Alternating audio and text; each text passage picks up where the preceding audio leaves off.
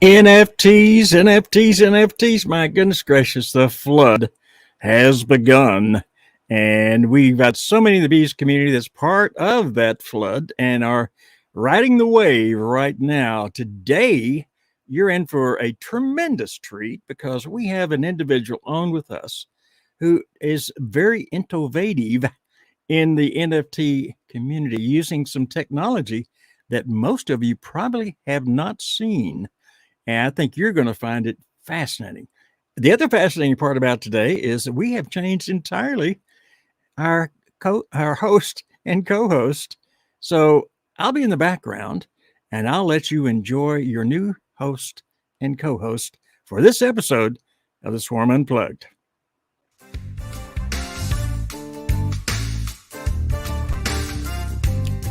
This is the Swarm Unplugged podcast, where we introduce you to the best and the brightest in the crypto universe. With thousands of ideas to learn from people in all areas of crypto, we want to explore as many as possible. I'm Christopher Knight, so let's get started.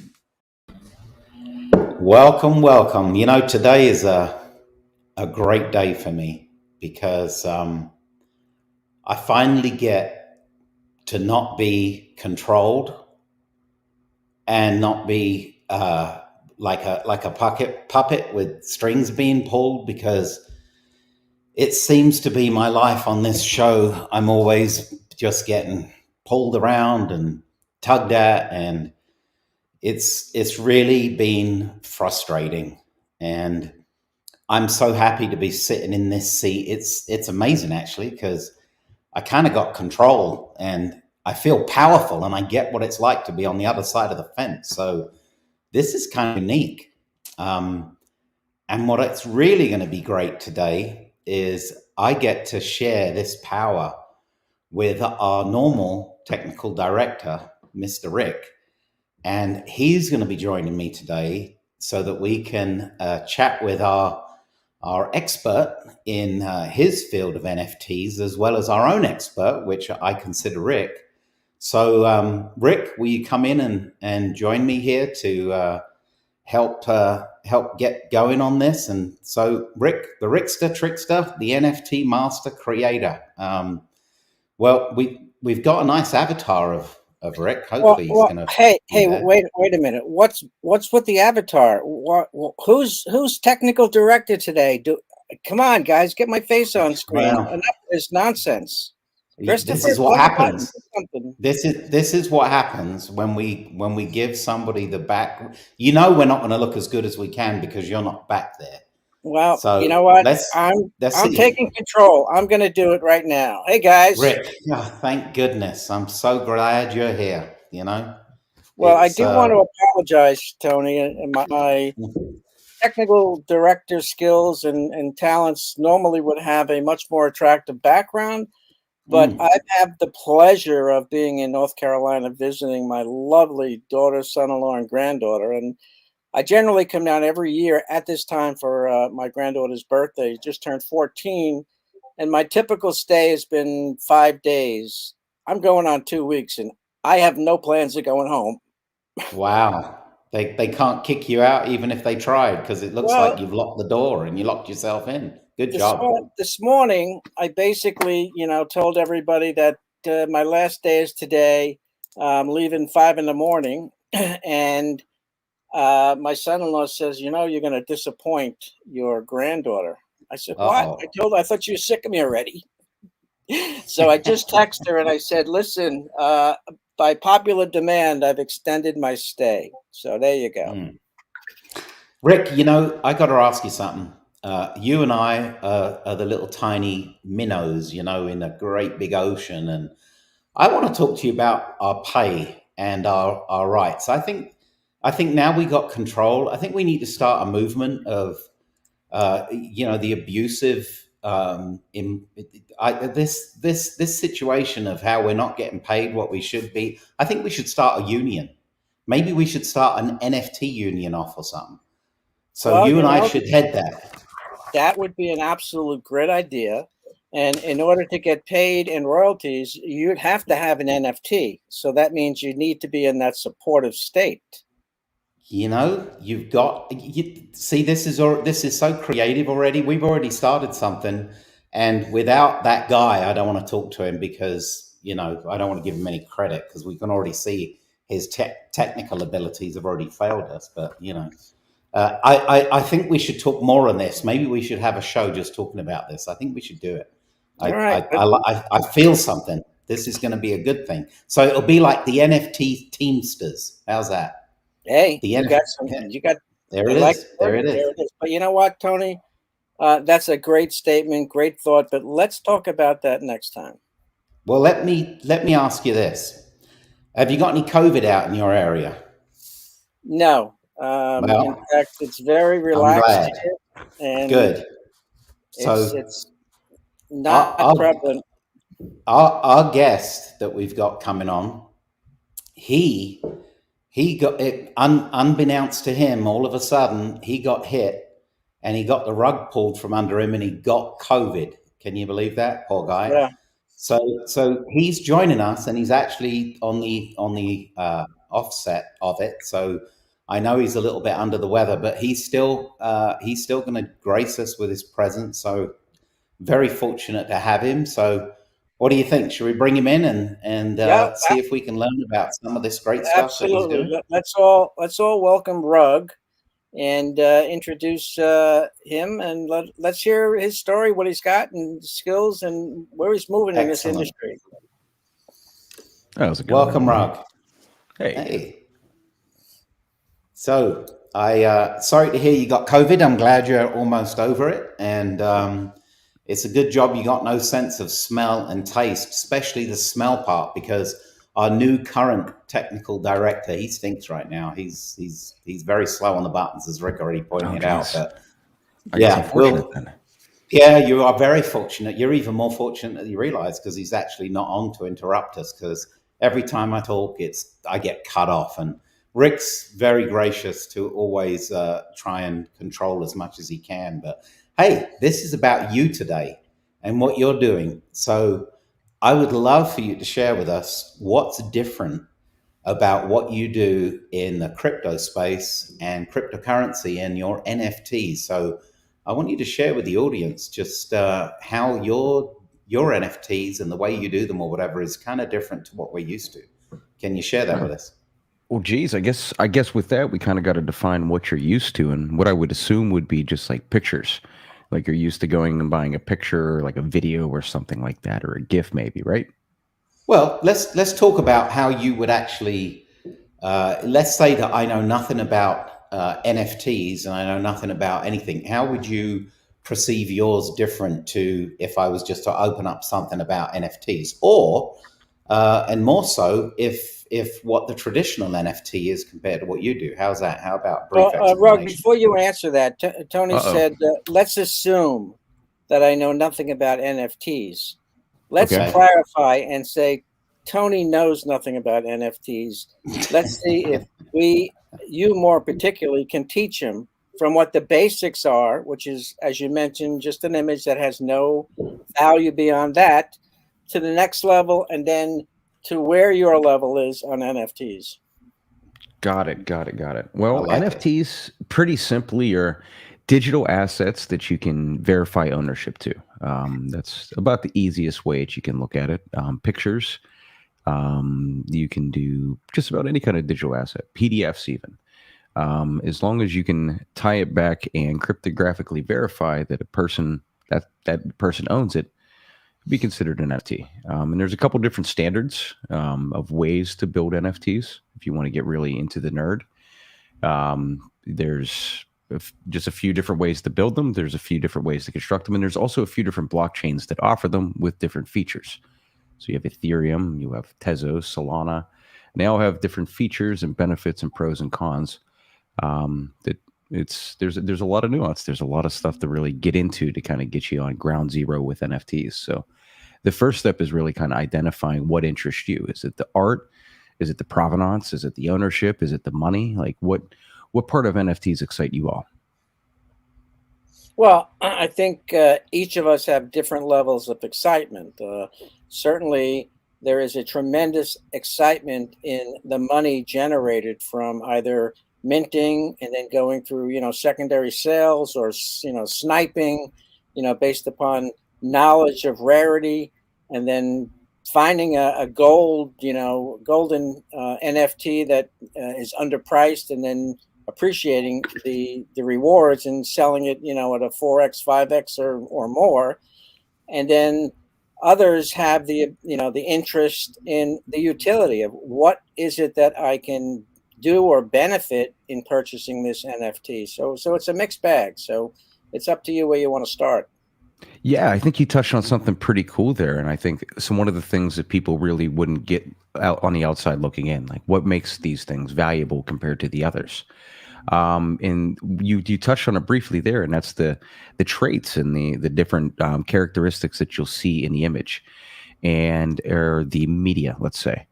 And a lot of times you'll have data scientists or people who are very in tune with trait distribution that will go in and distribute those traits in a way where you do have a rarity curve, or you do have certain features, like you said, a gold one, that would be considered more rare.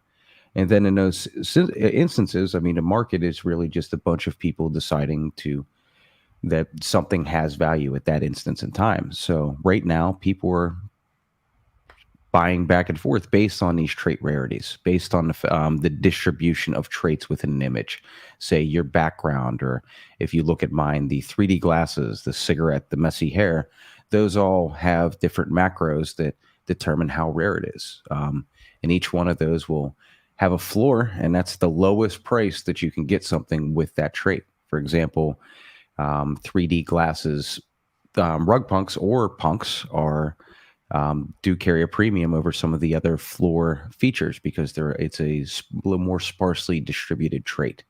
So a lot of people, I think that not necessarily succinctly, but a little bit long-winded, explains like what makes the different things rare and why people are trading one for a certain price and another for another.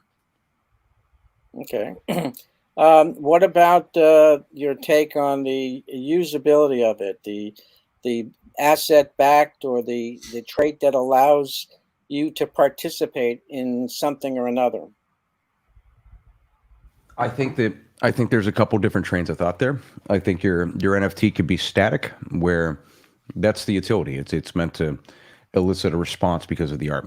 It can be a utility class NFT, and this is by my standard. This isn't anything that you can Google. This is just how I classify them in my weird brain. But you have a utility class, which are NFTs that do things. They specifically do things, and I'll get into that in a second of like things that they can do. And then you have an access class of NFTs that provide access to something. We kind of touched on this before we went live, where you all were talking about our Discord server that's fairly gated down. You're not able to get in unless you collect one of our NFTs. And that's kind of tapping into the access class of things. So with those three, you kind of have interesting value props that you can offer to your collector consumer. Mm-hmm. Sort of like the stoner cats. You cannot watch their videos without owning one, which is quite interesting.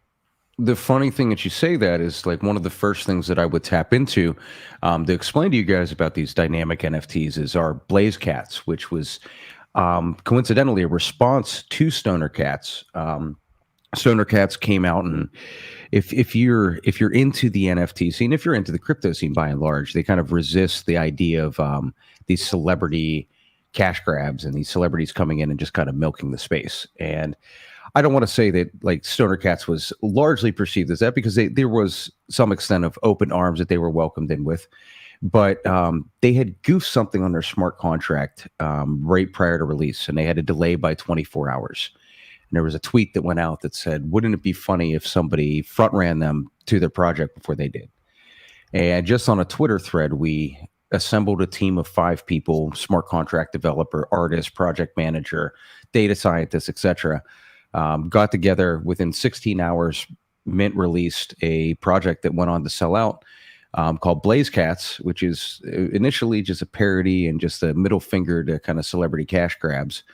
But just by way of some spontaneity and just innovation at the end, we decided to donate most of what we got on the mint to charity, and then everything on the secondary markets to charity. And now at this point, Blaze Cats is donated over $300,000 to Mental Health America. And it's a really wild thing because it went from something that was a tweet, that was a joke in this NFT world, and within 16 hours, it turned into something that's now the 5th most giving NFT project ever. Wow, so it's cool. It's pretty cool. Like, the space is really neat, and the potential to go from 0 to 100 this afternoon is always there. Wow, amazing. Before you go into your technology, and I've seen it, it's pretty amazing.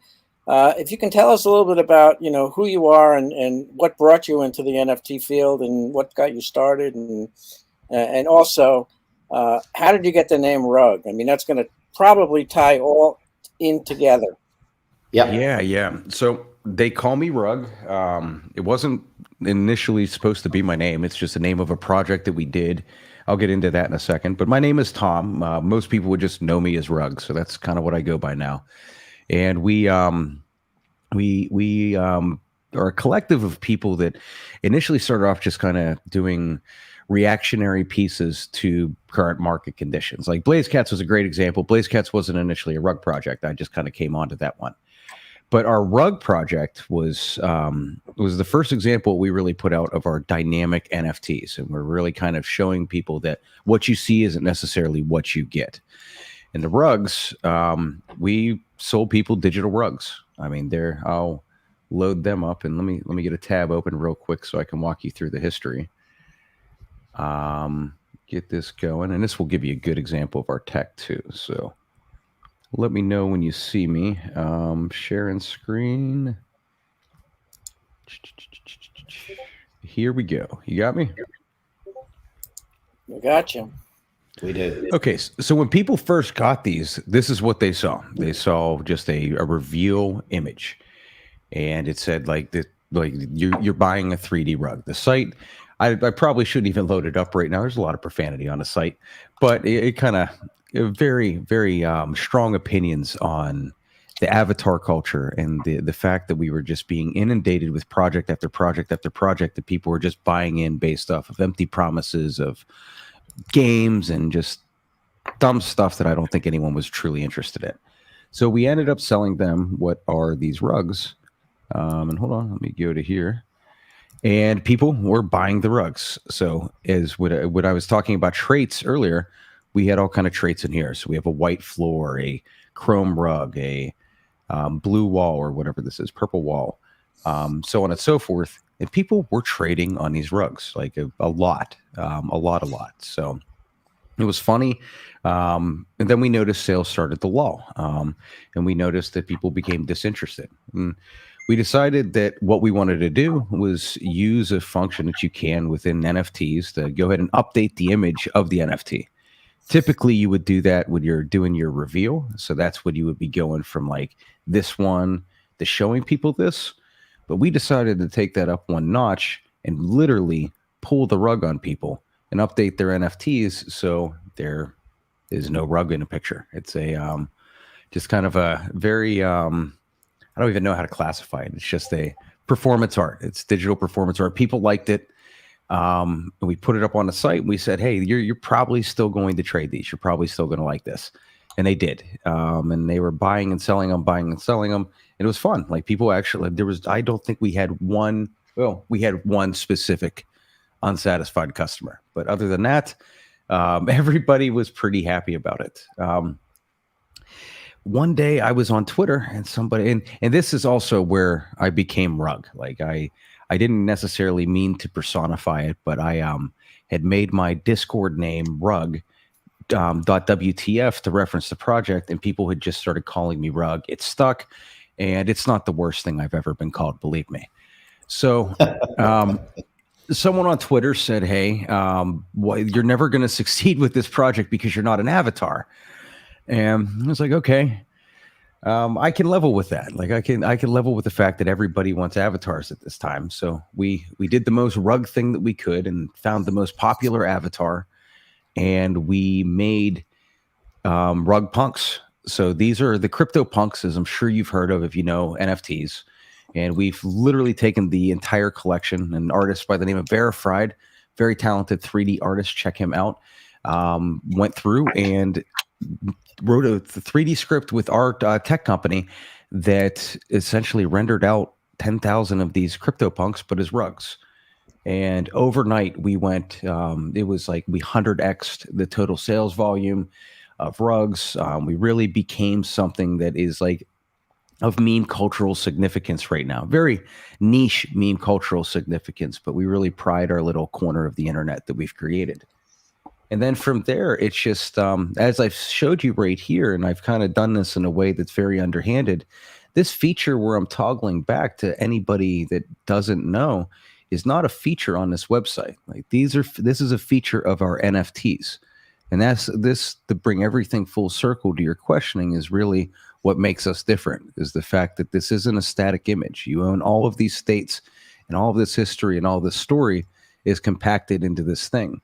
And if you go to any other NFTs and anywhere else, I'll just randomly click one, you're not going to see really anything to kind of, and I don't mean to do that to you, Secret Alien Society guys. I'm sure your project is really awesome, but there's nobody that's doing this level of dynamic data right here that you could tell the full story and the full just everything of this project. So it's a long-winded way to tell about me, but I think it was pretty entertaining, right?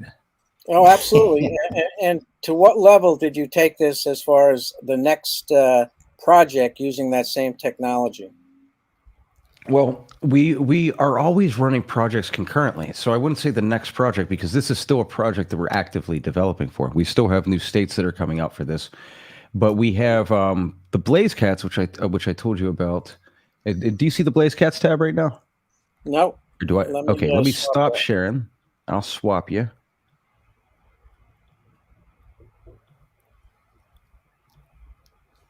Blaze Cat. Okay, so the Blaze Cats. This is the charity cats. This is the answer to stoner cats.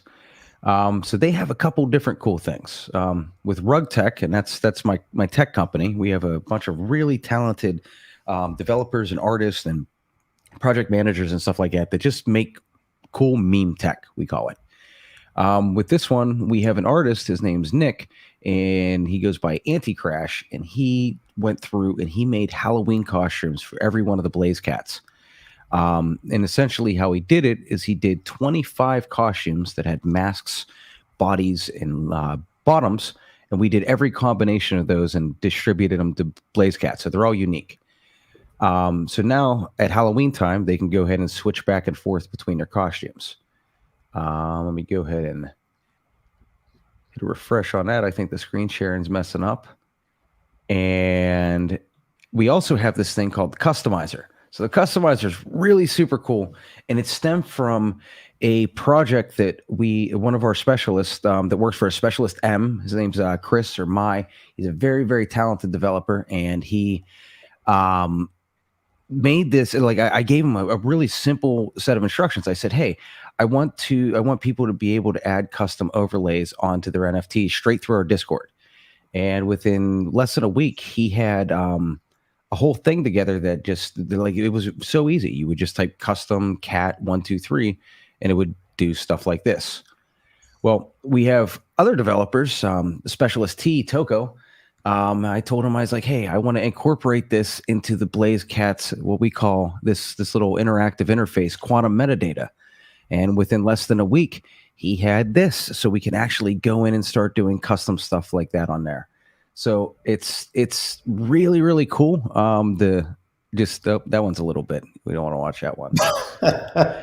We have a little backstory to that one. But yeah, the Blaze Cats are cool. They've got costumes and all that. And then we have our most recent one. We have Space Poggers that we just did this with. We have Doji Crew, which is an awesome one. Like so many cool applications of just this dynamic and quantum technology that we're developing.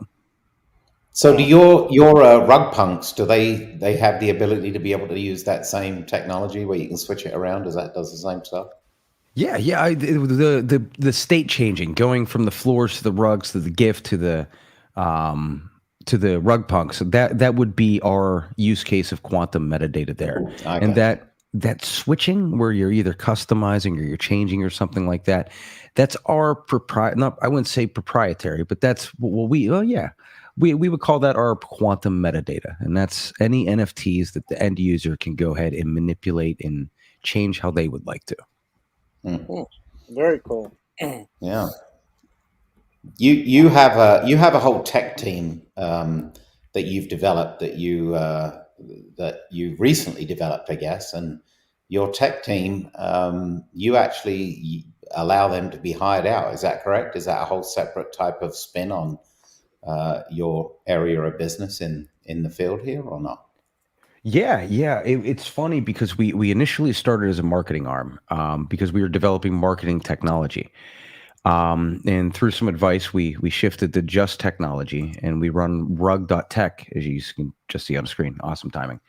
And that's the domain, rug.tech. There's some curse words on there, so if that's something you don't like, I'm sorry. But it's very aggressive and antagonistic technology. Like we know that we're really good at what we do. We're really expensive. I mean, we're going to tell you coming in the door that you're going to spend an arm and a leg to work with us. But at the end of the day, our projects provide the sustainability where we could charge what we're worth here. Our team is very well taken care of, very well provided for. And we're able to just continually not only do high quality internal projects, but like you said, be hired out for limited external projects. We will do free smart contracts and free what they call Web3 development, where you're integrating those smart contracts to your website so you could sell. But we end up taking a percentage of your sales as well to kind of offset the cost there for us. But we pride ourselves on being some of the best tech in the industry. We have a amazing smart contract developer. His name's Crytex. Nobody can snipe him from me because I've already paid him for like 10 years into the future. He is paid off. We have Toko. We have Agent F. We have M. We just brought on an amazing project manager today. We have so many awesome people. We have Arcade Logic. Shout outs to him, who is our content specialist. We have Draftbeard, who is our community specialist. We have Agent L, who is just everything, like does absolutely everything with us, who's working with us with our legal backend, our operations, Space Poggers, which is a big project that we just brought on. Our charitable outreach. There's so many people and there's so many moving parts to what we provide at RugTech that if you need it, we've got it. And but be prepared to come correct. Like if you're not serious about your business and you're not serious about making an entry into the space, then we're not going to be the ones that are going to coddle you into a happy reality there. We're going to really let you know that this isn't for the weak-hearted. This is something that you have to be dedicated to, or you're just not going to make it. So you created this arm of your company, which I'm assuming is obviously for profit, and you obviously pay your people and take care of them real well, as you already mentioned. So as well as I can, so this is a profitable arm. It's not like you're doing this and doing it just for the goodness of your heart, obviously, but you're paying people too. They're not all just doing it as part of being hey, you're part of the team, so you put in what you're going to put in, you'll get out what you get. I mean, they're actually getting paid, right? Yeah, absolutely. Mm-hmm. I can pride myself on saying that everyone that works with us gets paid at least industry above that.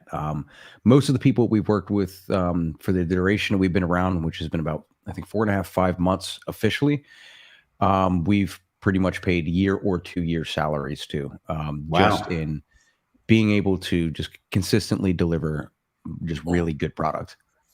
Great strategy. Rugged mentioned that at times you offer free contract and free web development with a percentage of their sales. What, if you can answer, what would be a typical range of that, percentage? No, as much as we can get, to be honest with you. I mean, it depends on, that's the salesman's approach there, but it's not really, we're not going to go at your neck too hard. There is a ceiling on it. It really depends on the level of customization that we have to do to those free things. If we have a smart contract that we could dust off, put your name on it, and that works. We're not going to have to come in too hard on that. But if you come in and you say, hey, listen, I want this dragon to mate with this duck and create a duck dragon, egg that gives people $1 million. Like, okay, well, we're going to have to workshop that one a little bit and probably charge you a little bit more, either on the front end or back end. Yeah, exactly. Yeah, exactly. Right. What is your background? Pardon me. I am a shoot. My background is pretty verbose. Media producer. I am a software engineer. I am a project manager. And I am an inventor, I would say. I really don't nail myself down to one label. I've just done a lot of things. And right now I'm very, very passionate about, and I've been passionate about cryptocurrencies and just this space for a while.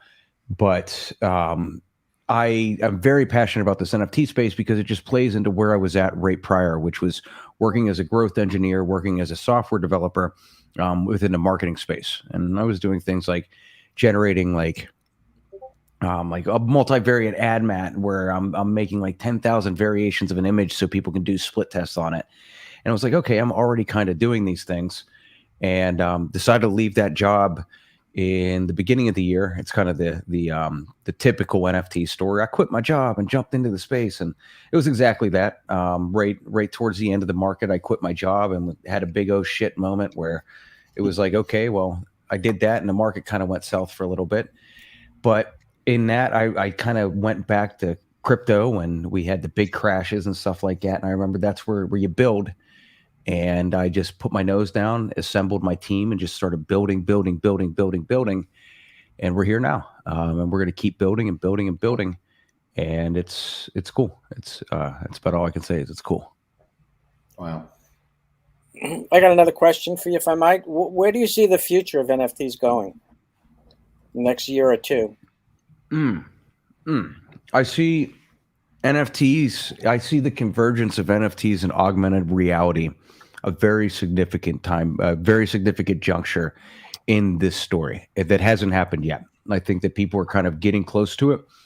But I think that as soon as we achieve that intersection, that's when things get very, very interesting, and the concept of digital asset ownership becomes a lot more tangible to people. All right. Great presentation. I love it. My final question is relating again to your name. Have you ever experienced a rug pull personally? Probably. I've been around the block so many times that like definitely with the ICO era, just jumping back and forth between shit coins and altcoins and whatnot. I definitely probably got rugged once or twice.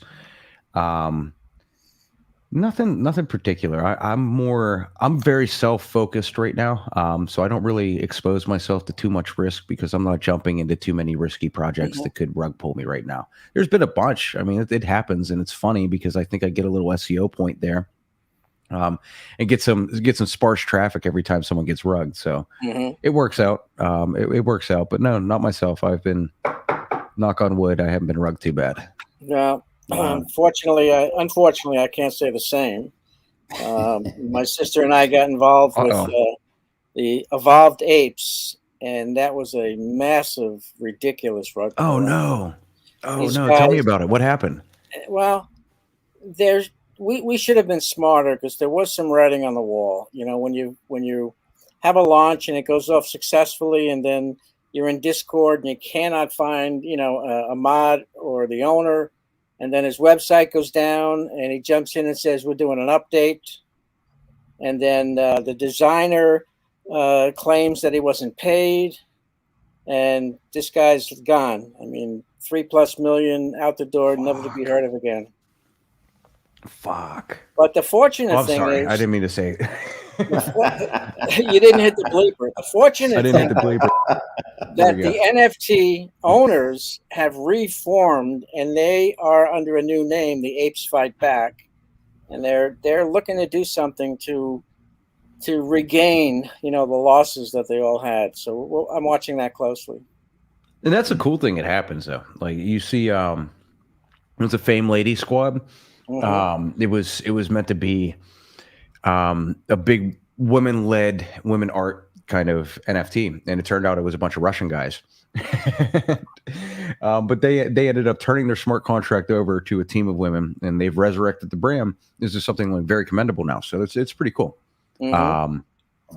But yeah, I think you will find in this space particularly, and very close and dear and near to the bees.social and the WeGo that we're associated with, that you're going to find that a lot of good people are going to circle around and try and help projects that just couldn't make it on their own, either false promises or expectations in what they needed to do or way above their head. So I think you're going to find a lot of good things coming out of, some things that were not successful.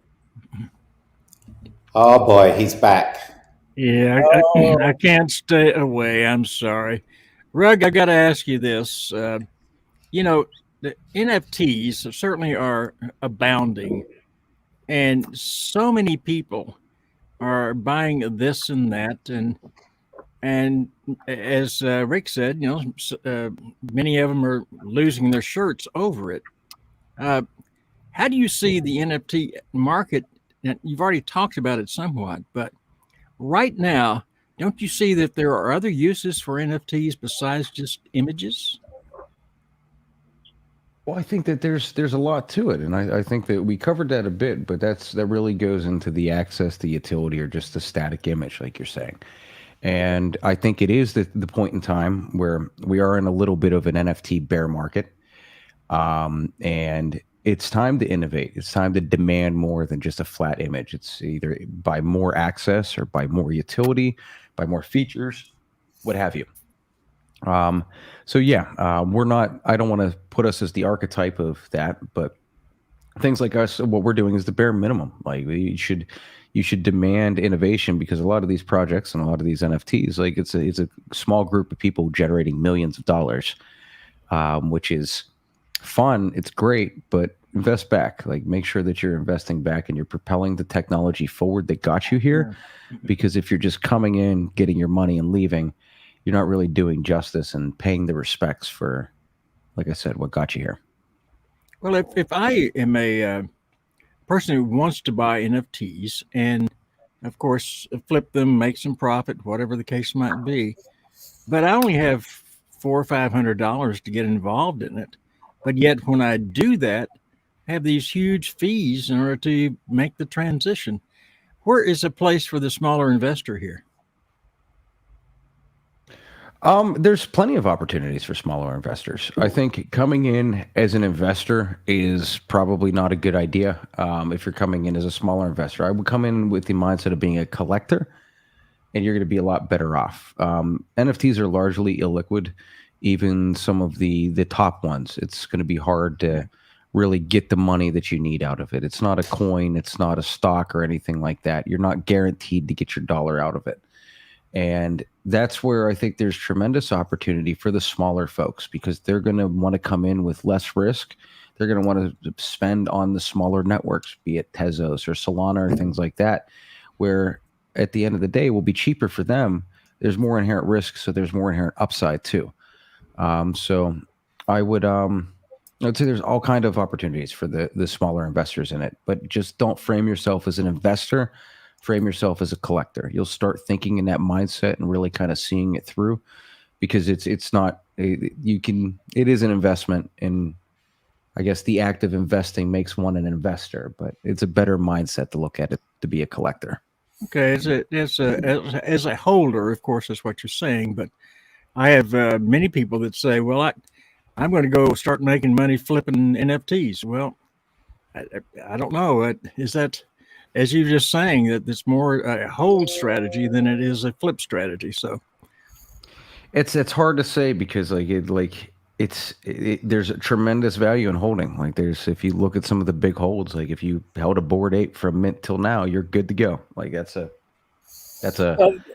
there's also a way to get your transaction fees, as you mentioned, Chris, at a bare minimum. I mean, typically when you have a launch, you wind up having something called a gas war, because everybody wants in on that project. And you're competing, and it just runs the price up. And your gas could cost 3-4 times the price of the NFT. But what you want to do is look for a project like the bees.social that you can get on a whitelist by enhancing your level in Discord or doing something beneficial to the program, and that will allow you to buy it guaranteed over a period of time where you're not competing at the same instant in time to get it, and you can buy it when you feel the gas is at or Ethereum gas is at the lowest price. Okay. All right. Well, Rug, thank you so much. Is there anything you'd like to add before we close this particular episode of Swarm Unplugged? No.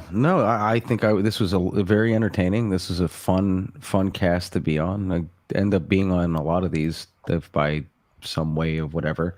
So it's cool. You guys do have a really good show here. This is exciting, and just extending the offer to you all to come into what we call financial advice. It's a daily show that's exclusive to our Discord, which means it's exclusive to our collectors. But it's called Financial Advice. It's a fun show. It's a tongue-in-cheek play on non-financial advice. Just like you have going down there at the bottom of the channel, it says not financial advice. We are financial advice. So come on down to hub.rug.wtf and check us out. Thank you guys so much. It's been awesome. Yeah, you're welcome. And I appreciate, even though you're not feeling up to snuff, that you came here and really did a great job. Thank you very much. Hey, thank you.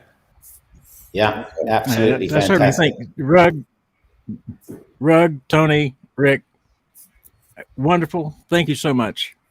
From my side, anyway. I was kind of lost in the background, so I'm glad I'm not the tech director of this particular show. So thank you all very much. And I hope to see all of you on the next episode of Make Your Pitch. But remember, always, to listen, learn, and give. Yeah. Thanks for joining us for this episode of the Swarm Unplugged podcast. Be sure to hit the follow button and leave us a glowing comment. Gravitate yourself to be on the podcast so you are the next one to introduce themselves to the Bee Social community. See you on the next episode.